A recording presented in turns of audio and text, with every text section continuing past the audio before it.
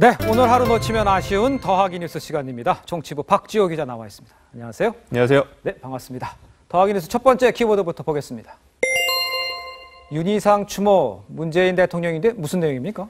예, 문재인 대통령이 오늘 탄생 100주년을 맞은 친북논란 작곡가 고 윤희상 선생을 추모했습니다. 예. 문 대통령은 페이스북에서 악보 위에 선을 자유롭게 넘나들던 그였지만 한반도를 가른 분단의 선만큼은 넘지 못했다. 이렇게 썼습니다. 네. 이어서 우리에게 그의 음악은 낯설기만 한데 그의 음악을 발견하고 즐길 날을 기대한다. 이렇게 썼습니다. 윤희상 씨에 대한 문 대통령의 관심은 이번이 처음은 아닙니다. 네. 지난 7월이죠. 독일 방문 때 통영의 동백나무를 베를린의 묘비 옆에 심도록 했고 부인 김정숙 여사는 묘소를 직접 참배하기도 했습니다. 그랬었죠. 예, 유명한 현대음악가인 윤희상 씨는 지난 67년이죠. 이른바 동백림 사건에 연루돼 대법원에서 징역 10년형을 받았고 북한 방문 등으로 친북 논란을 빚은 바 있습니다. 그렇습니다. 자, 두 번째 키워드 보겠습니다. 연애혁명, 북한 모습인데 북한에 연애혁명이 있다는 얘기입니까?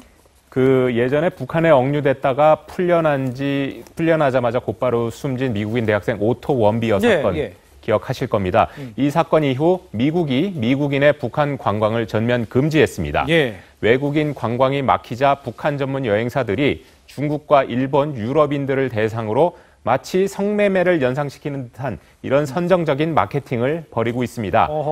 북한 여행사의 한 일본 총파는 크리스마스에 평양에서 연애혁명 일으키기 이런 광고 문구를 내세웠습니다. 또 독림호텔 미인 직원과 체조 체험 이런 문구도 등장했습니다. 자유아시아 방송은 원비어를 북한에 보냈던 중국 여행사도 매일 관광객 모시기에 열을 올리고 있다 이렇게 보도했습니다.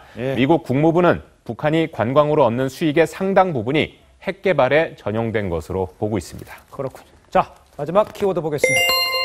눈 위에 키미테를, 이 키미테라면 귀 밑에 붙이는 멀미약인데 이걸 왜 눈 위에 붙이는가요? 귀 밑에 붙이는 멀미약의 대명사격이죠. 이 약을 눈에 붙여서 병역을 피하려 한 사람들이 있습니다.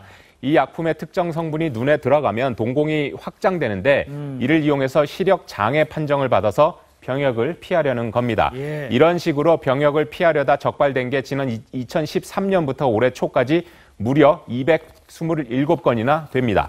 가장 많은 수법이 고의로 살을 찌우거나 빼는 행위죠. 57건이었고요. 정신질환을 위장하는 행위, 또 고의로 문신을 하는 방법 등이 52건으로 뒤를 이었습니다.